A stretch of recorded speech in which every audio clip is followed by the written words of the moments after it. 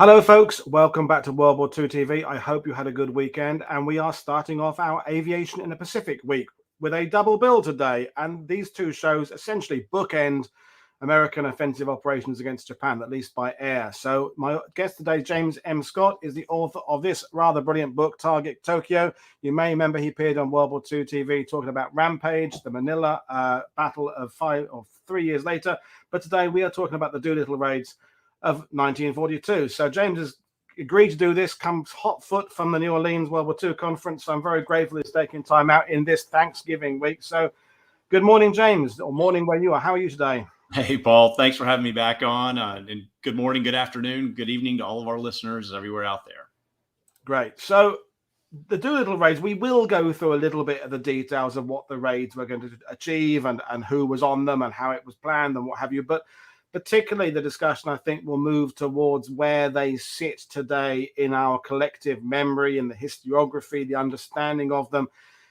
It is one of those subjects. I do my prep and you put Doolittle raid into Amazon and a host of books come up. There's several movies have tackled it. They're still tackling it in movies. It is a subject that people return to again, again, again.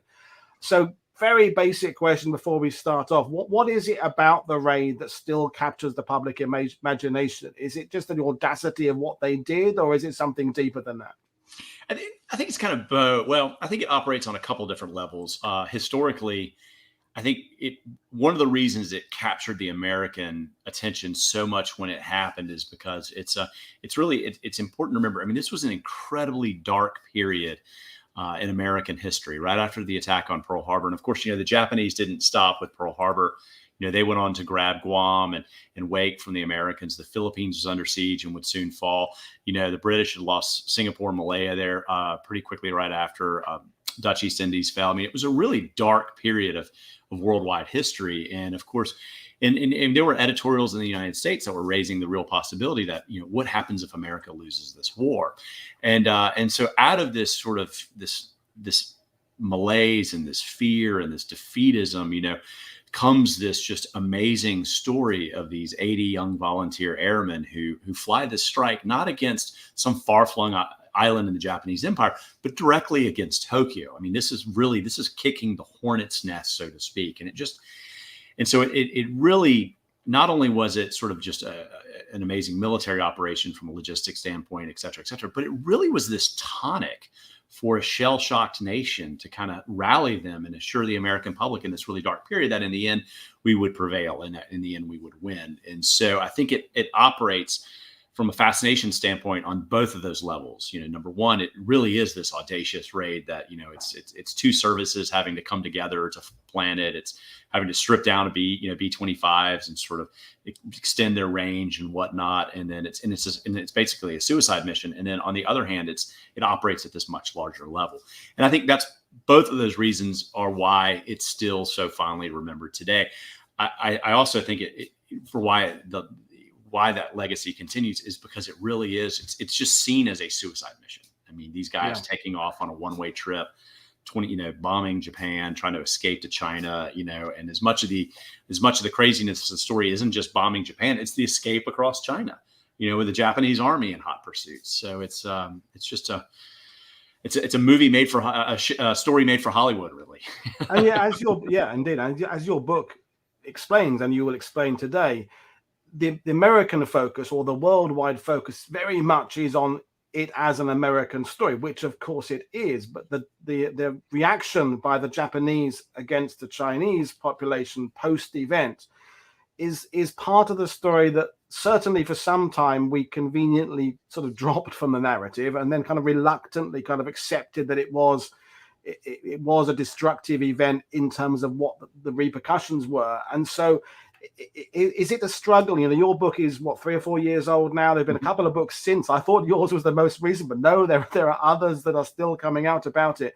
But yours was one of the first, if not the very first, to really address this outcome for the local population, the people of China. And at the time you wrote it, there were very few of the raid men still left, but yet their families certainly would have been around. And there's a big Doolittle families website and what have you. Was there any kind of pushback to sort of talking about this negative aspect of it, because it is such a story of American heroism and ingenuity? Did you get any kind of negativity on that in that regard? No, not at all, actually. And I think, and you're right, this was, there've been a number of books before mine on the Doolittle raid, and most of them were really limited to just the information that could be found in American archives. And so you really had to sort of branch out to be able to tell the Chinese story. And it wasn't really known right away, even during the war, for the Americans, as just to how bad things were. And just so that our audience is aware, in the wake of the Doolittle raid, the Japanese launched a retaliatory campaign against these provinces in China, in which they literally went in and they destroyed dozens of villages, towns, and cities by systematically burning them. They tortured the local population. They threw families in wells. They set people on fire. And then they also unleashed bacteriological warfare in the form of anthrax, plague, and cholera. And of course, at that time in China, it's an incredibly rural environment. So the numbers of how many killed are kind of all over the place. But the Chinese government estimated it was approximately 250,000 people, men, women, and children. So really puts it there on the scale of the rape of Nanking. And this was this was retaliation. I mean, the Japanese were not only trying to eliminate the possibility of Americans using these airfields where the Americans had come in to try to land, but also wanting to sort of punish the locals. And so the United States was we certainly were aware of Japan's propensity for this type of violence. I mean, of course, the rape of Nanking had happened a few years before this. That was well publicized. People knew about it. But we didn't have any boots on the ground in that part of China to really be able to tell us what was going on. But what was fascinating in the course of my research is that there were a lot of missionaries in that part of China. And I was able to uncover missionary records at DePaul University in Chicago. And these included diaries, letters, photographs, as well as claims made to their insurance companies for the destruction made against these parishes. There were literally about 30 parishes throughout this entire region. These missionaries were really the front lines of our intelligence of this, and they chronicled it and captured it brilliantly. And so we're really thankful that those records survived. No one until this book had really had gone and dug into that story. The Doolittle Raider families and whatnot. What's been fascinating is they've embraced this as part of the story. I mean, it's not their fault this happened. It's not the response. I mean, these Doolittle Raiders they were heroes, man. These guys signed up for a mission that few people would ever want to take. They did it beautifully. They were successful. The victimization of China is purely in the hands of the Japanese. It's their responsibility. That said, the Doolittle Raider families, they've added this in as part of the story, as part of the history, and that's so admirable, I think, of them to do that. And so, and I think it really has added an important new dynamic to the retelling of the story. It's what happened. Well, this is something I'm trying to really do on World War II TV is bring all the national points of view together and have them looked at in context, because we're all guilty. You as an American, me as a Brit, as growing up, looking at the events of World War II through the lens of our own nation and the media and comics and movies we are given within our nation. But we're in an era now of the ability to look at it from the other points of view. And we are now looking at the South Asia campaign from the point of view of the people who are living in this part of Asia. And it's adding a huge level of understanding to the story and a huge volume of people to the story as well, of course, that we can't overlook. But getting back to the raid itself, even the title of your book, you cannot separate. I mean, even the name Doolittle comes into the name of the mission. Other operations are known by their operation, their code name, their objectives, sometimes, but the Doolittle raid is the Doolittle raid. That is it. So exactly where does it start and where does it stop with him? Would it have happened without James Doolittle? Yeah, no, and or is it absolutely because of him? I will tell you, and I'm glad you brought that up, because Jimmy Doolittle is without a doubt one of the most fascinating characters in the 20th century American history, and he absolutely deserves the credit for this raid. But it's amazing that here's this raid that bears his name. That is a very consequential raid in World War II. He receives the Medal of Honor. He is promoted from a lieutenant colonel to a brigadier general as a result of it. But it's amazing that it is really only one thing in what was otherwise an incredible career for this individual. Yeah. I mean, Jimmy Doolittle was an aviation pioneer. He grew up in Alaska. His father was an unsuccessful gold miner.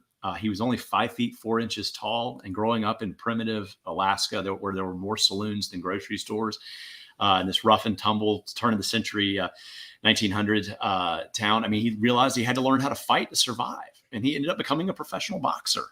And he always had harbored an interest in aviation. So he enlists during World War I, falls in love with it. He actually is so good at it, they never send him actually to combat. They keep him in the U.S. and make him train pilots. The war ends, and he realizes that the Army is the only place where he can get a paycheck and still fly every day. But of course, that post World War I period is when you see this just explosion in aviation, because there's all these surplus planes dumping out on the market. People are setting all sorts of speed records, and they're doing all sorts of stunts and things. So Doolittle, of course, the fighter that he is, he jumps in on that, and he's the first pilot to ever fly cross country in America in less than a day. It takes him 22 hours. And of course, there's no GPS at this point. So he's literally flying, looking out of the cockpit with Rand McNally road maps. He sets all these speed records. He's the first pilot to ever fly using only instrumentation. He helped develop the artificial horizon, which is standard on airplanes today. He went on to earn a master's and a doctorate at Massachusetts Institute of Technology, one of the most prestigious schools in America. I mean, he is really, he's brains, he's brawn, he's courage. I mean, he's all those things. And of course, this raid is where all of those talents are going to come together, because this raid is going to literally require him to double the distance that a B-25 can fly. It's going to have him figure out how to make sure a twin engine Army bomber can actually take off from an aircraft carrier. He's going to have to modify the bombers, to carry the fuel. And then, of course, it's going to, beyond all of the sort of the MacGyver-esque things that go into planning this, is, of course, the courage to be that first one to take off in 467 feet in the middle of a storm from an aircraft carrier on a one-way mission to bomb Japan. I mean, it's really this raid, it's the confluence of all these things that really kind of come together. And so he, of course, deserves all of that credit. But it is, again, this raid is just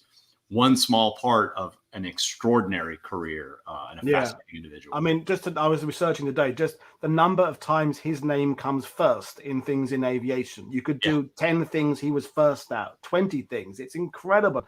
I was going to make the point about, in many ways, the British equivalent of the Doolittle raid is the Dam Busters raid. I mean, it isn't, but there's a direct correlation, and it's kind of a public image thing. It's a propaganda thing.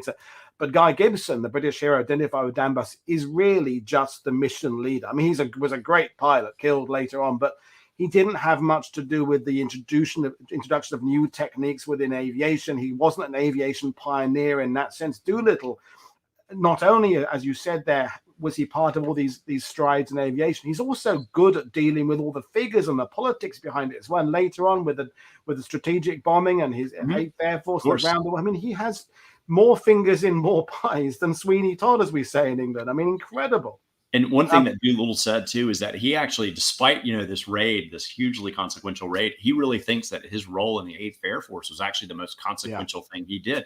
And of course, his decision was that we are going to separate the fighters from the bombers as we're going in over Germany, and we're going to let the fighters do what they do best, which is not escort bombers, which is attack.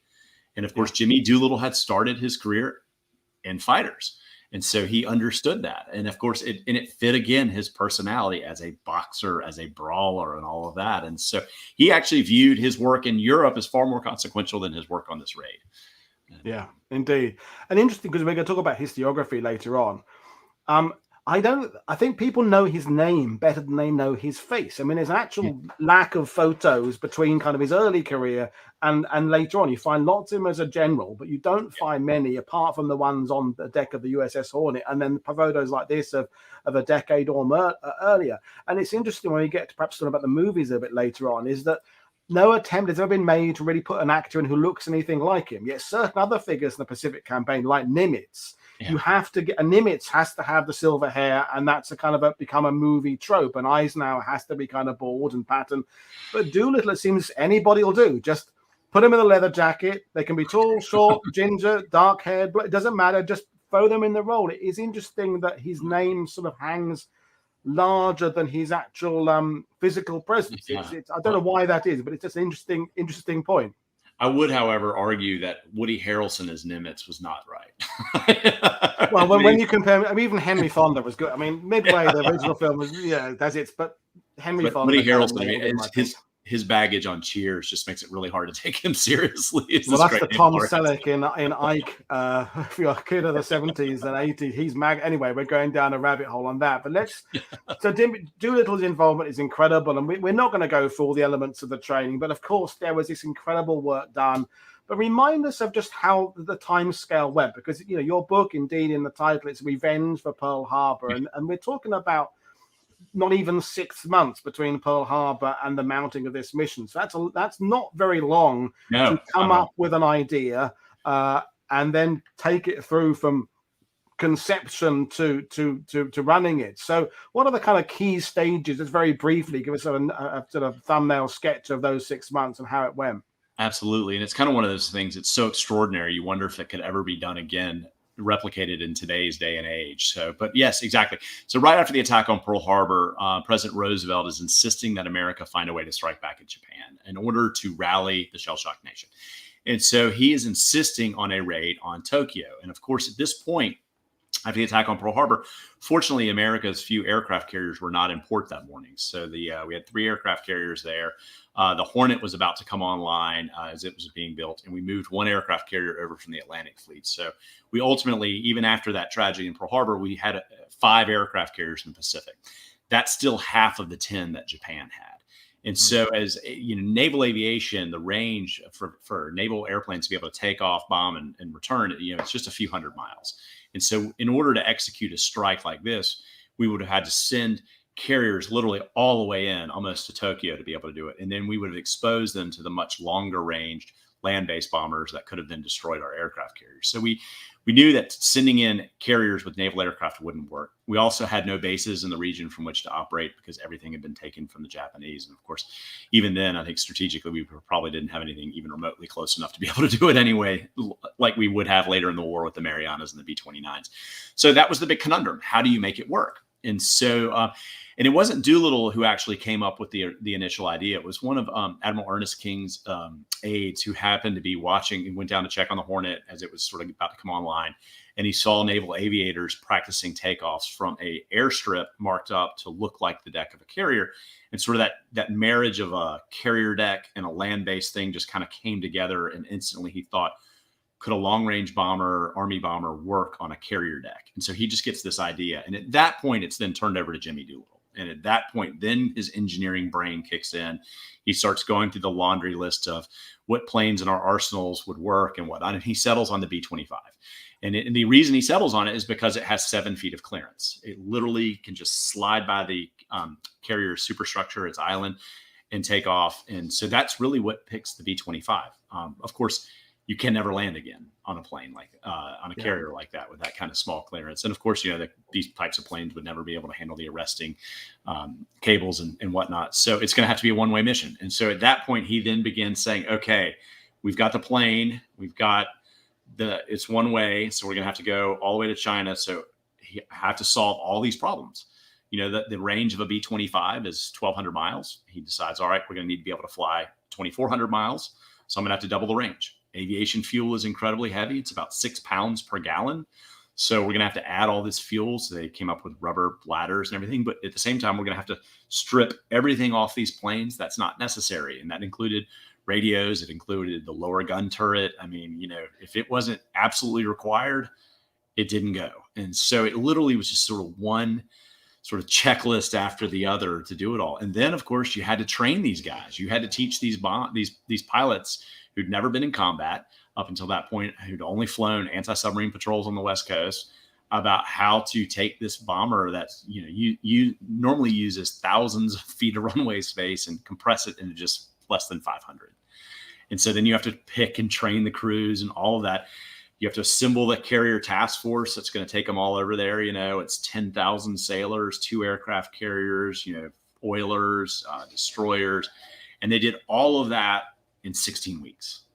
Yeah. And that's just incredible. I mean, like, it takes me 16 weeks to like get my car washed, get the laundry. I mean, just to get like my life in order half the time. And to think that these guys put together, this incredibly complex operation involving, the Navy and the Army, Air Forces, and they did it all and were successful in just 16 weeks. Is pretty and incredible. frankly, just cutting through the red tape as well, because the militaries of all our nations were still kind of easing out of kind of pre-war thinking, even by as late, what comparatively late as 1942. We're not at the speed we are at in 44, 45, where production has caught up and ingenuity has caught up. It's a slow process to get new things developed, even at this point there. And yet this sort of steamrolls its way through everything. I guess it's because it starts at FDR. FDR is the big mover behind it, and so therefore, I guess his name is on documents. It gets people to work and gets all those results there, and it's a testament again to Doolittle's tenacity that he is able to go through this so bullheadedly, like to get it all done. When it helps that, so FDR tells Hap Arnold, who's head of the Army Air Forces at that point, and of course, Hap Arnold picks Jimmy Doolittle, and of course, they had a long history together. I mean, they were very friendly with one another. Doolittle was serving at the time. I mean, even before the war, Arnold had him up in Detroit trying to figure out how to convert, the automobile manufacturers into being able to build airplane engines. And then when the war breaks out, he brings him to Washington. He says, "You're going to be my staff troubleshooter." And if you go and you look through Hap Arnold's papers, I mean, you see that Arnold was writing rec letters for one of Doolittle's children to go to West Point. So there was a lot of familiarity there, a lot of trust. So he taps Doolittle. He knows he can get it done. And he tells him, he says, "If anybody gives you grief, tell them to call me." And, that threat of, "I'm just going to call General Arnold," goes a long way when you're dealing with, throughout all the different regions. And he had to exercise that threat a few times to get it done. But, again, Doolittle tenacious all the way. And yet we can't, we haven't got the time in this show to go through every minute of the planning, but it's very much a by-service operation. It's the Navy and the Army Air Corps working together, and intelligence. And, we had certain amounts of information coming back from in theater. And, we discussed the outcome on the Chinese, the role of Chinese missionaries, the role of intelligence gathering, the submarine crews. Everybody had a role in getting this operation off the ground. And Doolittle kind of clearly is leading the way, but he's pulling in help from all sorts of departments to get this together. And we focus on the names of those 80 plus crewmen and the men around them on the ship, but there was a vast team of people behind the scenes getting it together. Yeah, and I really say that the Navy, and in fact, I wrote an article for Naval History Magazine a few years ago about sort of the Navy's underappreciated role in all of this, because, here they are coming back from having had the Pacific Fleet largely just battered at Pearl Harbor. And, and they're the ones that are assembling this, this massive task force, of two of our 5 carriers, one to carry the bombers on deck and the other, the Enterprise, to be there for escort and protection. And we're sending them, 5,200 miles across the Pacific Ocean in radio silence right into the enemy's backyard. And even though they're not going to be as close as they would have been had they been naval planes, they're still within, 800 miles. And so, and widely exposed. And so the Navy really takes this extraordinary risk as well. And so that their role should be celebrated and applauded, because it was quite a chauffeuring service for them.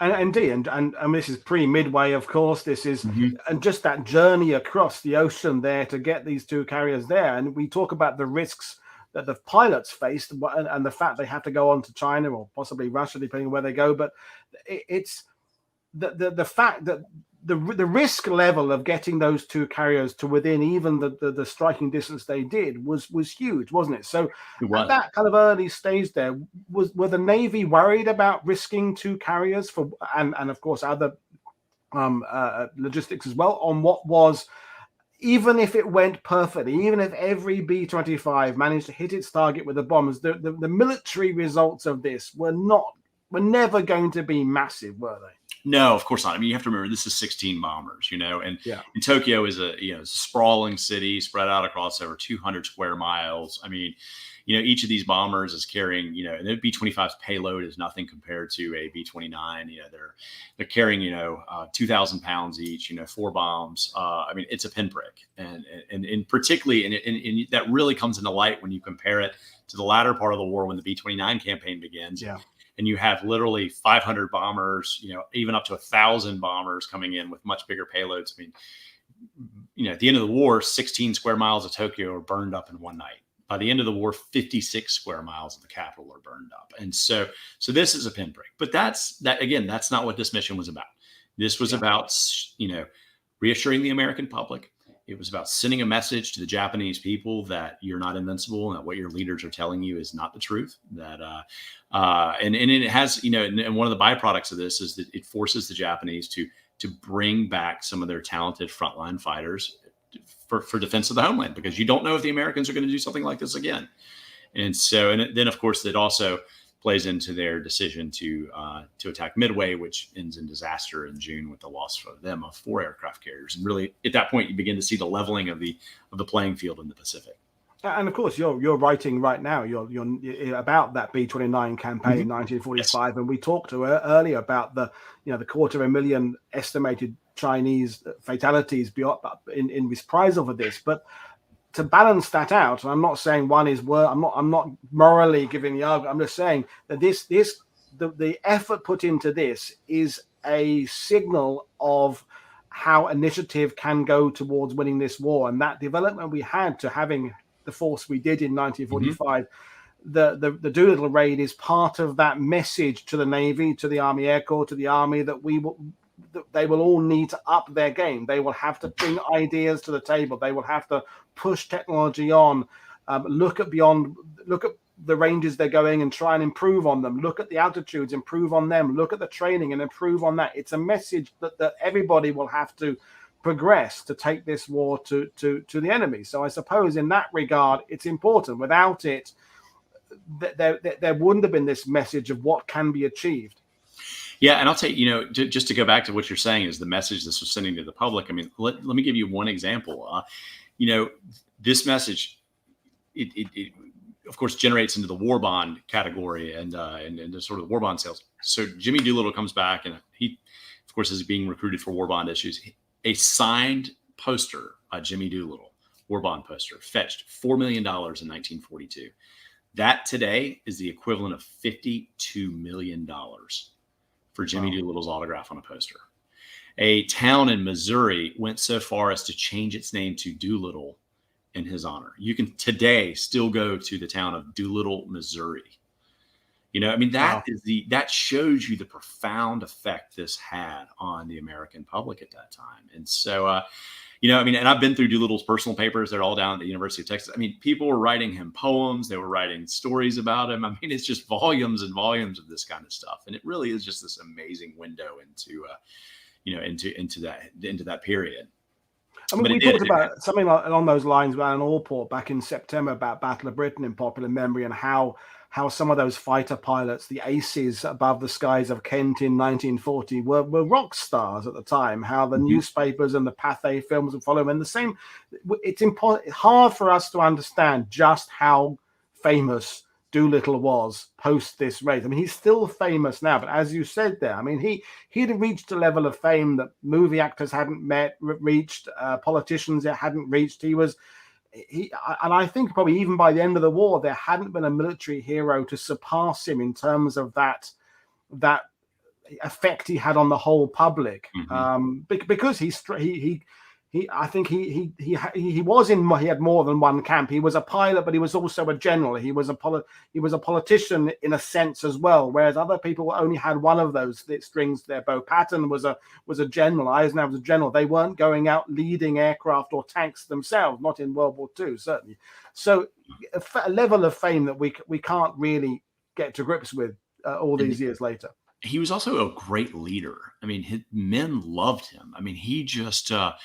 And even when he got up to be at the top levels, at the end of the war, one of his Doolittle raiders is released from prison, and several of the raiders were captured. 2 of the crews were actually captured by the Japanese. They executed several of them. Spent the rest of the war in prisoner of war camps, which was an incredibly brutal experience. I mean, much of that time was spent in isolation. They were beaten, tortured, starved. I mean, they all came out of the prison camps just, literally ghosts of themselves. And one of them came out with some very severe mental issues. And in the big sort of movement to bring everybody home, he ends up in a mental institution in the Midwest, and he kind of gets lost in the system, if you will. And Doolittle finds out about it. And here he is at this point, this very senior general who's helped lead the war in Europe. And Doolittle gets on a plane and goes to this institution and finds him. And that's his level of care, that he, even though he's leading entire, armies, he's going to care about the one individual. And his men loved him. I mean, they just, he just had this great ability to inspire people, and that's sort of the winning combination. And inspire them on what you said earlier is essentially a suicide mission. The escape plan is possible, but it relies on a lot of things coming together, a lot of navigation, brilliance, a lot of hope that the Japanese reaction is not as strong as it could be, a lot of just kind of boyish optimism to a certain extent, isn't it? And so you've had access to his diaries, you've written his book. For those who haven't read your book, and of course, as usual, folks, the link is in the description below. Just if you haven't got it already, go and get it. But you do examine some of the mental kind of hurdles that Doolittle is going to go through at this point in trying to balance motivating his men, but also preparing them for the fact that the outcome is potentially not going to be surviving. How do you think he dealt with that on a kind of a human level? Because on the one hand, as you say, he's manipulating all these forces behind the scenes. He's liaising with the Navy, with the Army Air Corps, the High Command, Hap Arnold, and yet he's also got these young, essentially untested in combat, as you said yourself, young men, and he's sending them, as you said, on a suicide mission. Did he have doubts over it? How did his viewpoint change as the planning went on? Doolittle, he shouldered that burden alone, and he was very close with his wife. But of course, at this point, they're on the aircraft carrier. They're headed out there, and and he knew these guys were untested. None of them had been in combat. They had, his gunners were not really any good. They had barely had time to get through all this kind of training and everything. And so and he knew that. And at one point on the Hornet, the chaplain of the Hornet spots Doolittle, and he sees him literally. He's pacing, and he's just going back and forth from rail to rail. And that kind of gives you the window of sort of the things that, all of this has come together. This suicide mission, the lives of these 80 young men, this entire task force operation, 10,000 sailors, all of this is weighing upon one individual. It all comes down to whether or not he can pull it off. And I'll tell you, it's interesting. So I interviewed the Raiders that were still alive at the time, and one of my favorites, of course, was Dick Cole, who was Jimmy Doolittle's co-pilot and was the last Raider to pass away just a couple of years ago. And an amazing man, a great gentleman. I asked him, I said, Dick, were you scared when you were taking off? And Dick was Doolittle's co-pilot, and they were in the first plane. They had the shortest distance of anybody. He said, I was the only person out of that entire group that wasn't scared. And he said, the only reason I wasn't scared is because Doolittle had the controls. And as long as he was the one, we would be okay. And so they did, each of these men, and they watched Doolittle take off first. I'm going to lead this mission. He was never originally designed to lead the mission. Hap Arnold didn't want to. Jimmy Doolittle was 45. He was this troubleshooter. His brains were far better utilized in Washington, figuring out the next type of operation than they were leading a bunch of airmen off the deck. But Doolittle, who'd sat out World War I, was not going to have that happen. And he also knew that a mission like this, someone had to be the leader. And he was it. And I think these men, they saw him take off. They knew he could do it, that they would do it. And they built this fraternity. This brotherhood around this mission and whatnot. And that carried on through all their lives. And that's definitely worth touching on, because when we're talking about the historiography of it, the unit bond, it was something to behold and study for decades and decades. And and people often assume that every unit from every army or every air force has reunions every year. They only happen if someone bothers to set them up. They only happen if because people are transferred, they move, and many people, veterans I've met, never had that. Were never aware of reunions of the unit they were part of, because it just never got set up. And it seems to be the ones that have some sort of special bond. Now, whether that bond came around through through the difficulty to be inducted into the unit because the dropout rate was high, or whether it was because of a commander or a particular engagement. But certain units had that special bond, and the Doolittle Raiders did definitely have that bond, and clearly that was put in before the mission. It had to have that degree of connection to make it work, because it was a one-off. There was no attempt to having a second go. It's not like an 8th Air Force raid into Germany in 1944. If cloud cover comes in on the Monday, you do it again on Wednesday. You postpone it. This is you do a day, it's all week or after nothing. week. Yeah. It's all or nothing, isn't it? It is, and and this one was, they'd gone through this highly specialized training. They had flown this incredibly tense operation. They had come back. A lot of them were, those that came back. Some of them stayed in Asia and flew the hump and did that. But the ones that came back were sent out on the war bond drives, and so they knew, they understood the effect that their involvement in this mission had on America, and they saw that. And it really, though, Doolittle promised his men, he said before they took off, when they were on the Hornet, he said, guys, when all this is over and we're all back home again, we're all back together again, I'm going to throw you all a great party at my expense. That was kind of his rallying cry before they took off. So, of course, they take off on the mission. One of the planes has to, low on fuel, ends up having to divert to Russia, and the crews in turn there. 2 of the crews are crash land and are captured.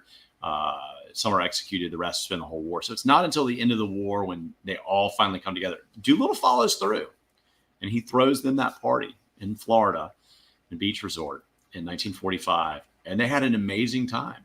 And that began that tradition. And they met every single year except for 2, once during the Korean War, once during Vietnam. And, and by the time, as it really sort of built up this fan base around it, so that in later years, cities were actually competing to host the reunion because, they knew they could have a public component to it, and it would bring people out.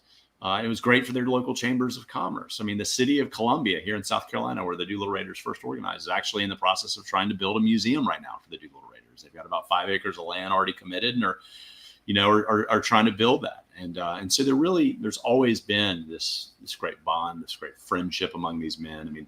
Some of them served later on in the war together. Some of them were captured by the Germans. They later served. Some of them stayed in the military after World War II. And, so they really did develop this great bond. And I've been to a number of Doolittle Raider reunions, and it's amazing to see it. Even their children have that bond. Their children all know it. There's now that the Doolittle Raiders are gone, there's an organization of the children of the Doolittle Raiders, and they get together. And so they're continuing to sort of push that story into the education system here in the United States. And it's a great story that, we all grew up reading 30 Seconds Over Tokyo, watching that movie. It's a great one to continue. I watched it yesterday, folks. It's going to refresh my memory. And while we were talking, the footage was playing there, and you watch it, and it still looks unbelievable.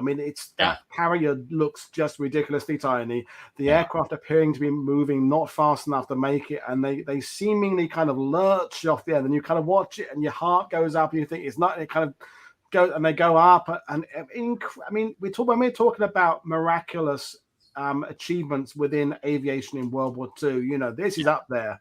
Landing the glider 47 yards from Pegasus Bridge is up there. There's some of the other pinpoint parachute jumps, Corregidor, things like that. But you'd struggle to top this one off the perch of the most impressive act of aviation in World War II. It is just absolutely mind-blowing. Anyone who's watching this who's a pilot would still be watching this with just a sense of awe at the physical achievement of this, just the defying of science, essentially.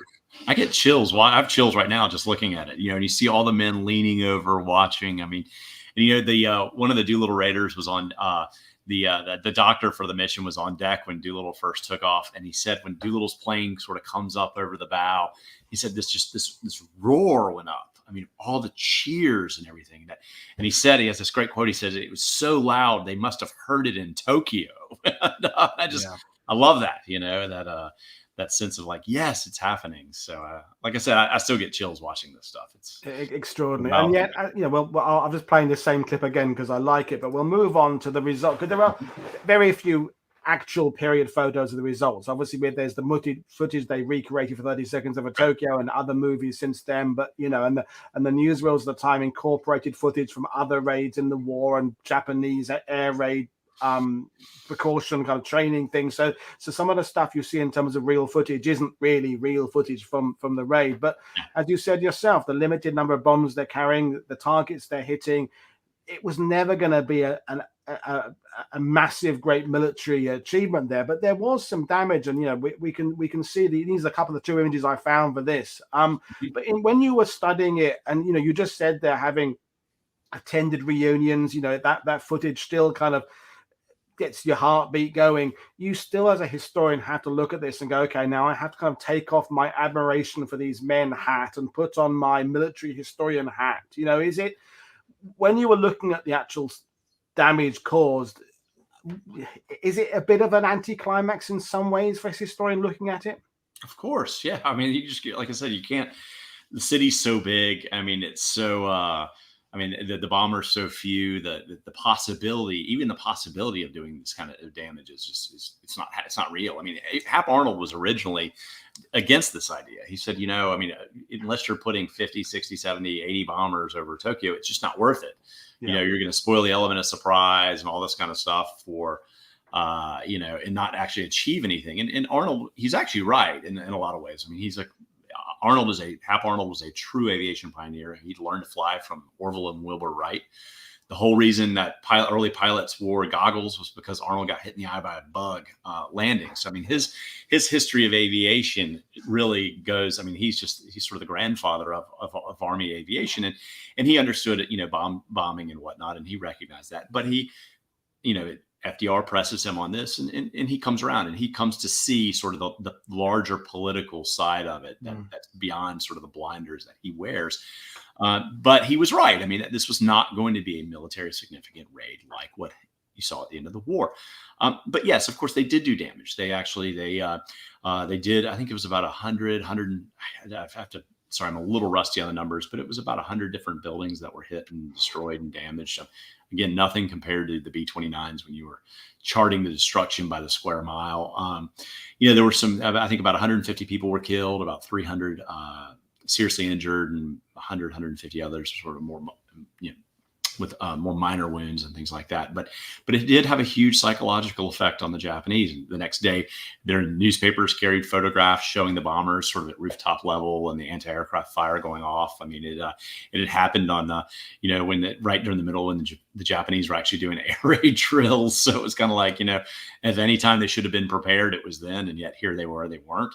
And so it really, it kind of humiliated their military leaders, who were, had been telling the emperor, been telling the public that, we're never going to be invaded, and we've got this. And then, here you are just literally a few months after these great victories at Pearl Harbor and Singapore. And, you've got enemy bombers, flying over the palace. I mean, that's and this is where the effect, as you say, it's about psychological. It's about the hitting deep in the heart of Japanese empire. Just as Goering, when the first bombs fell on Germany and Berlin, particularly, that it was a statement of intent by the Allies. It was wherever you've got this big empire now, Japan, but we can strike you wherever you are now. You are never going to be safe. We're going to be striking you now. This is the first.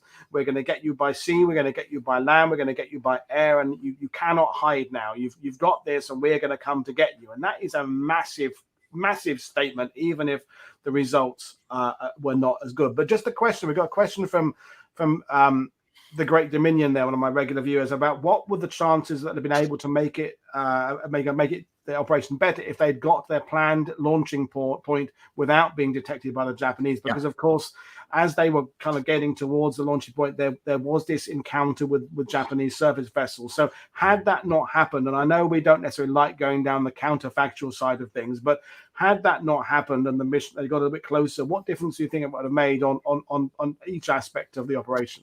Yeah, I think, and that's a great question. I mean, for the audience out there that may not be that familiar with the story, Doolittle had hoped to take off somewhere between, and ideally about 400 miles from Japan.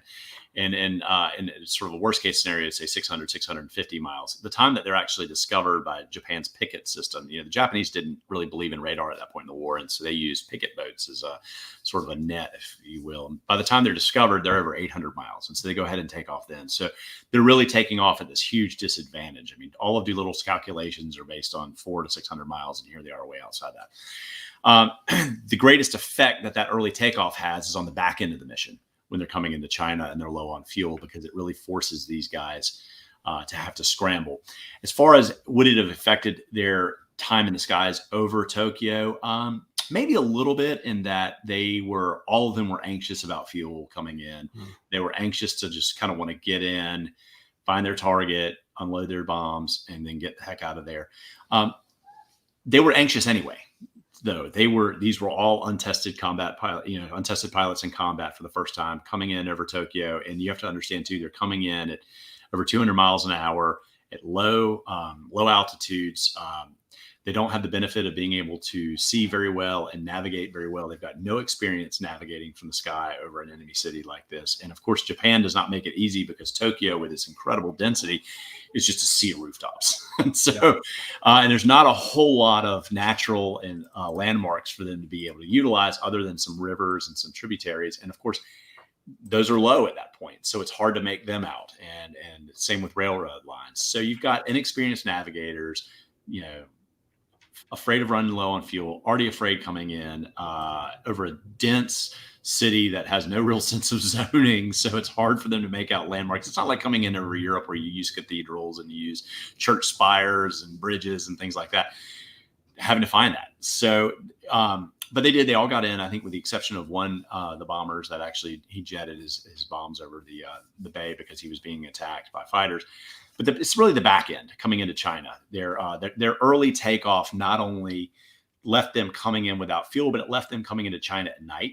And here they were looking for these sort of really primitive runways that were tucked between these towering mountains. And of course, the early takeoff, there was no beacons for them. They couldn't see where they were going. They were low on fuel. And then, to make matters all the worse, this huge storm front hits them and starts pouring down rain and whatnot. And so they literally just a mess. I mean, they're really lucky more of them didn't die or were captured in the end than just the two crews that were.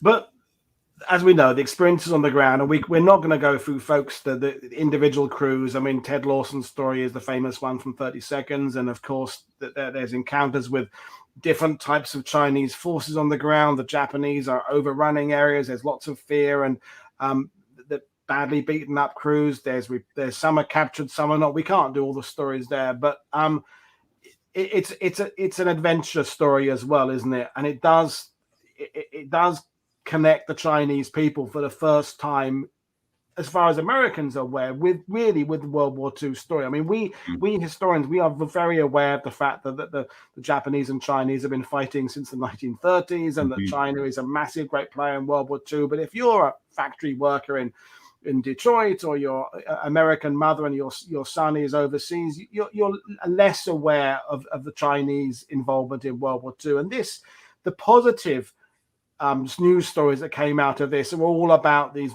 wonderful Chinese volunteers carrying some of the crews by various sort of improvised stretchers. And we can see here, away from the advancing Japanese, the various centers of population, with and without medical support. I mean, it's an incredible tale of this affection that many of these Chinese showed towards Americans, and it brought that story to the USA. But of course, it's the repercussions afterwards that are really important. So one saw the Americans, that the last American has either been accounted for, some are interned for the rest of the war, some have flown out of there. But as you said there, the ensuing campaign of revenge was just huge. So I know you explained a bit more about it earlier on, but we can categorically say now, nearly 80 years later, the Japanese response was in direct reaction to the raids by the B-25s, can't we? It's not that it was going to happen anyway. It's directly. No, of course, it totally is. No, and what it was is they were worried that the U.S. might try to either use Chinese bases to take off and bomb the homeland, or use them again on the as sort of landing bases for them. So the idea was to come in there and sort of wreck any infrastructure that might be available to help the Americans. And then of course the punishing those folks on the ground. I mean, you don't throw families in wells and set them on fire, except for retaliation. I mean, that kind of brutality. And, we've discussed Japanese brutality before in Manila, and it's the same type of stuff you see there that takes place here, and so, but you don't do that kind of stuff except as a way to punish people. And I'll tell you, to give a shout out to a good friend of mine, Melinda Liu, who is Newsweek's longtime Beijing bureau chief, and her father was actually an honorary raider because her father helped rescue the Doolittle Raiders. And so during that time period, and she did this wonderful web documentary that's about 20 minutes long, in which she went and she looked at the price paid by, and I'm sure if you Google around on it, you can find it. And she showed it at one of the Doolittle Raider reunions, and she went and interviewed survivors who had been poisoned with anthrax. And so, and here they are, 70 years later, still suffering the consequences of this. And, the Chinese doctors are still taking care of them and whatnot. There's actually a couple museums now in China about the Doolittle Raid. There's actually a museum dedicated to the war crimes committed against the people there. And they have the anthrax containers, for example, that there. So if you're interested in that, I would encourage people to spend a little time on Google and find that, because it's a haunting look at the price paid by the Chinese by the Japanese. And I'm not going to throw this question out there, but in my research today, there are articles out there. There are, and not just articles by journalists, by museums, by aviation resources, saying the simple line is, was the raid worth it? And I'm not going to ask you that question. I'm not going to ask it of our audiences, because I think you can't put it into a single question like that. This is when we're going to get into the last few minutes of this chat. It's more about the historiography of it. I think would you agree that you can't it's not an either or situation? There are too many strands at play here. There are too many levels. As we talked about the public feeling back in America, the propaganda message, that you can't ask a single question like that. Is that true? Do you agree? Yeah, I mean, I do. Yes, I mean, of course, it's always. Those are hard questions to answer, because you can argue points on either side. But I do think in the end, the Midway was a perfect example of a byproduct of this. You had Admiral Yamamoto, who recognized the failings of the attack on Pearl Harbor, the fact that American aircraft carriers had not been destroyed. He was obsessed about that. He knew that it was a matter of time before American aircraft carriers would do something exactly like the Doolittle Raid. But he also knew that the Americans were treating our few carriers much like an endangered species, and that he couldn't really get a second strike at them. And so he was desperately trying to come up with a way to lure the American carrier fleet back into battle so he could finish the job and destroy the carriers. And then Japan would have a greater free will in the Pacific. And so, he originally had wanted to go back to Hawaii. Of course, he could never get that greenlit. So he set his sights on Midway. And to his surprise, Midway, for folks who, and I'm sure your audience is all very familiar with it, it's this priceless piece of Pacific real estate for the Americans. It's this tiny atoll, but it has, a submarine base there. It has an airfields. And so he sets his sights on Midway, and to his surprise, he gets a lot of pushback even on that. And so after the Doolittle Raid, all the pushback that he encountered against his Midway operation just overnight vanishes. Midway is greenlit. And of course, Midway becomes really just this absolute Japanese, catastrophe, and really flips the balance of power on its heels in the Pacific. And so that may not have happened in the Doolittle Raid. Of course, we didn't know that when we were planning the Doolittle Raid. That was an unintended consequence, a byproduct of it.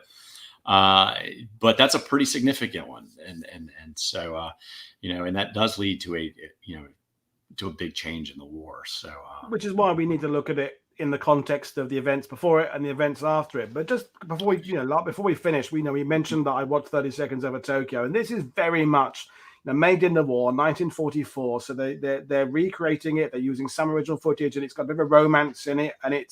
But the message is overwhelmingly positive. It's the Chinese people, although portrayed rather racially insensitively by today's standards, are all there helping the Americans. The Americans are all just wonderfully almost narrowly drawn characters. They're all just heroes. There's no level of nuance in it, but it's a brilliant film. And it, of course, led to other, because Destination Tokyo was about the submarine going there, Cary Grant, then Purple Heart, which was kind of a fictitious version of what happened to a group of airmen. And that was kind of the war. And then Ted Lawson's book, and in the post-war, you're saying, during post the event, the towns renaming themselves Doolittle and what have you.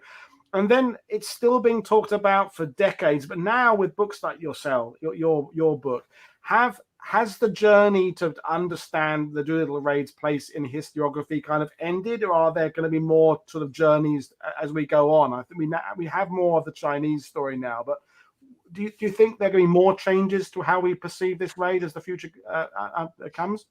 I mean, look, I'm sure there will be more books written. I mean, that's the reality. I think in 10 years, at that point when my book's been on the shelf for a while, somebody will say, you know what, it's time to sort of freshen that story up. How much more archival research out there?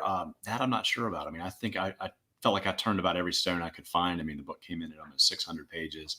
You can always, I mean, the raiders themselves are gone.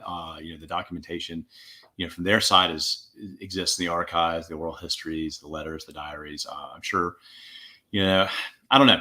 It's tough to say. I mean, I felt like I did as thorough and as complete of a job. Some people may want to pull off different angles of it. There was a book done just a year or two ago that just looked at the trial of the Japanese folks who interned and tortured the Americans. I mean, that was just looking at just the trial. There may be angles like that to just sort of focus in on. So, but I'm sure there'll continue to be more. But when we compare it to something like the Battle of Britain, I mean, when I talked with Alan Allport about that, there's within British kind of popular media today, there's sort of a negative and a positive use of the Battle of Britain. We've used it in politics, we use it in reference to Brexit and things like that. But I don't think the Doolittle raid has had any kind of negative use in that regard in America. I think it's universally been seen as this example of heroism, and although maybe the plight of the Chinese hasn't been explored until relatively recently, I don't think it's ever had any kind of misuse by the general public. No, I mean, I think in part, you see those kind of questions kind of come up later in the war with the firebombing of Tokyo and Japanese cities. I think, the Doolittle raid was it did not have that kind of huge death tolls and destructions that you saw under Curtis LeMay later in the war. That's, I think, where those kinds of questions like you're talking about with the Battle of Britain, the Blitz, and the air war against Germany tend to come up. And I think that those questions come up later in the war, but not surrounding the Doolittle raid. So, I mean, we said we'd do a nice short show because you've just come back from a busy conference and I've got another show later on. But, you're, as I say, I recommend everyone goes out and gets your book, and you're working on, the B-29, the firebombing of Tokyo. So those two events do essentially kind of bookend the American attacks on Japan. So it does show, as we said, to go back to what we were saying, the massive increase in scale that goes from 42 to 45, and I think that's where we will end it with that. Whatever the results, the military results can be debated. The loss of Chinese life is, of course, tragic, but it definitely shows this stepping stone of advancement technology, people pushing the envelope in terms of aviation, what can be achieved in aviation. So from that point of view alone, it's still a very, very important raid, isn't it?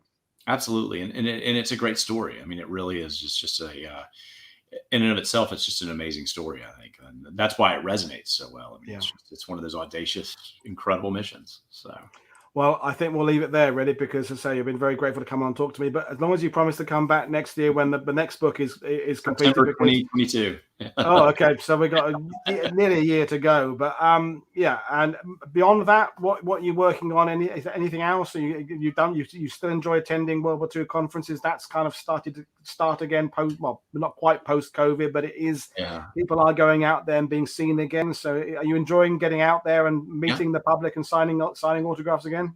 No, it's great. I just got back from the one in New Orleans. I was one in Gettysburg a few weeks before that, but I've come to discover that none of my sport coats fit anymore. So, COVID has not been real helpful on the waistline and the sport coats. So there's a reason I do. I'm dressed from the waist up, and I wear kind of jog pants when I'm doing these shows because I've been sitting down a lot the last year or so. But hey, I've read a lot more, so my brain has worked out more. My stomach perhaps hasn't been, but anyway, James, it's been a delight talking to you as usual. And folks, I do recommend getting the book, and indeed, not just your book. It's worth reading the old Ted Lawson 30 Seconds of a Tokyo book. Again, it is an old book, but it does show us how it was perceived and written about at the time and what the people who were involved in it said. And you can kind of use those two books and other books to see how it's been perceived differently over decades, and yet the essential brilliance of the operation, the essential audacity has never changed. So we'll leave it at that. So, folks, I'll just remind people we've got coming up later, and I'll say goodbye to James in a second. So, folks, one more show later coming at you, 7 p.m. UK time. Dr. Kit Chapman is coming on to talk about the raids, the atomic bombs, B-29s over Nagasaki and Hiroshima, talking a little bit about the technology behind them, uranium, plutonium, and the men on that mission as well. So that's a bit later on, and then more coming at you later in the week. But right now, I say thank you very much, James, for joining us. This is Paul Woodhouse for World War II TV saying I will see you all later. And thank you again, James. It's been brilliant. So thanks. Don't forget to check out what we're doing on social media. I will see you all later. Bye.